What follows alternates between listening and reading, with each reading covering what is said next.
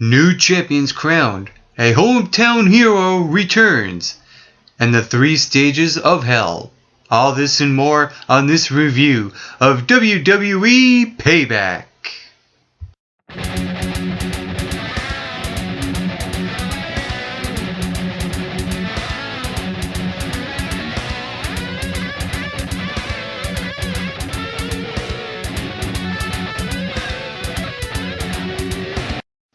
Hey, what is going on, everyone?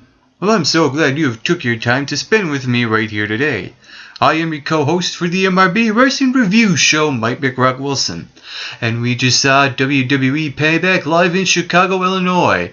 I will make this review short and sweet, so don't expect me to go into too much detail in some of the matches. However, I did see snippets of the CM Punk and Chris Jericho match. I'm actually surprised that CM Punk actually came out and wrestled, and I'll get to that later on. And as well as the three stages of hell match, I did watch that in its entirety. So you'll see me chopping up, this match as this review goes ahead. So let's kick this off with it was Sheamus defeating Damien Sandow in the pre-show match.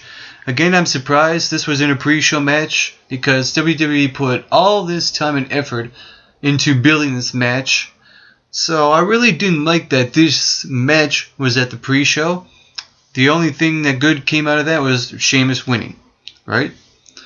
Also last night, AJ Lee is the new Divas Champ, defeating Caitlyn. I like it because AJ is the face of the Divas division and is the new Divas Champ, so congratulations to AJ.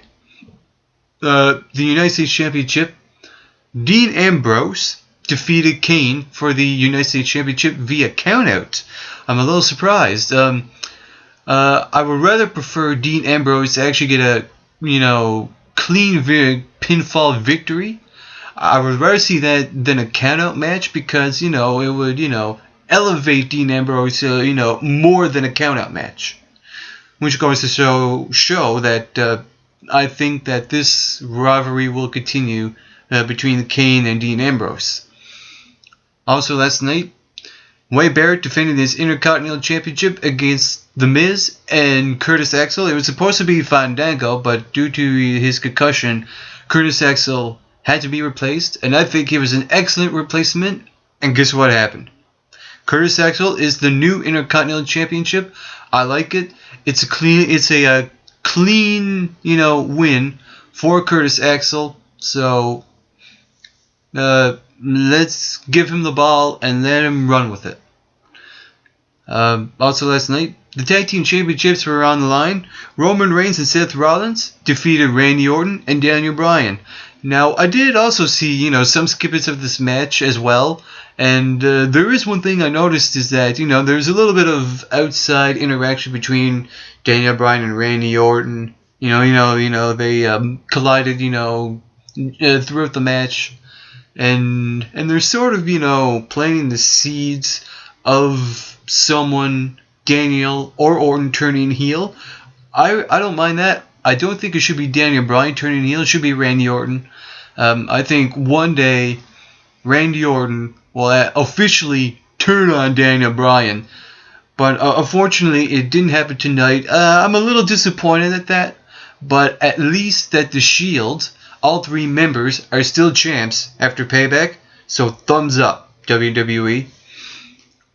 Also last night, the World Championship match, Alberto Del Rio went one-on-one with Dolph Ziggler, and we have a new World Heavyweight Champion in Alberto Del Rio. I am very surprised that he's the new champ. I think it's too soon that the WWE dropped the world title on Dolph Ziggler. Way too soon. Thumbs down for that. So, I'm a little 50-50 split on this, whole situation with the pay-per-view of Payback. And more on this, CM Punk actually came out and wrestled Chris Jericho. Very surprised. And apparently, before they went one-on-one, There was some sort of something going on before the match between CM Punk and Paul Heyman when Punk came out, and it's like they're playing the seeds now for a split. That I don't mind. But what I do mind is that CM Punk actually came out and wrestled. I don't think he should have. I think he should have cut a promo and left.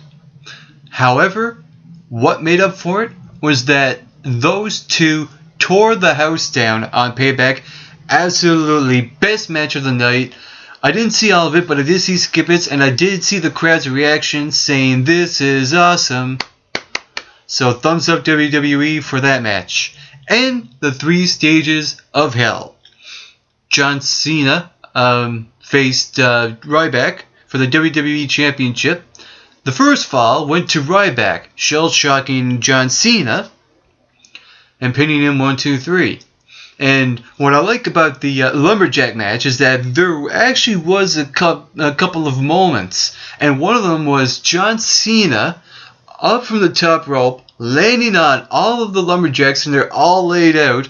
And in the pile, you're asking yourself, where's Ryback and where's Cena? They're somewhere, in that pile, right? Of course, they got in the ring after and went to the second fall, the tables match. AA on Ryback through the table, and now it's tied. Cliched, right? Of course. And for the final, it was another AA. Only this time, it was on top of the ambulance. John Cena to Ryback, and Ryback went through the ambulance. Ding, ding, ding. Now, here's I'm a little rusty on some of the rules when it comes to an ambulance match. I thought that once you have your opponent in the ambulance, that the driver's supposed to go off with it. A little fuzzy in that area, but however, I noticed that the ambulance itself, the back doors were closed, so it really didn't matter anyway. So those little details in that ambulance match were a little shady, but overall, excellent delivery on the WWE Championship match. But there is one thing that didn't come good out of that, is that Ryback has lost all momentum right now.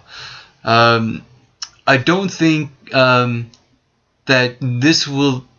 actually, I shouldn't say that. I think that this should be the end of the rivalry. However, I think in the back of my mind, I'm thinking that Ryback will still keep going after John Cena for the championship. Who knows? We'll see tomorrow night on Monday Night Raw how the backlash of Payback will unfold. And that was my review of Payback. I'm your co-host for the MRB Wrestling Review Show, Mike McRock Wilson. And to all you viewers watching, get plenty of rest. And always do your best.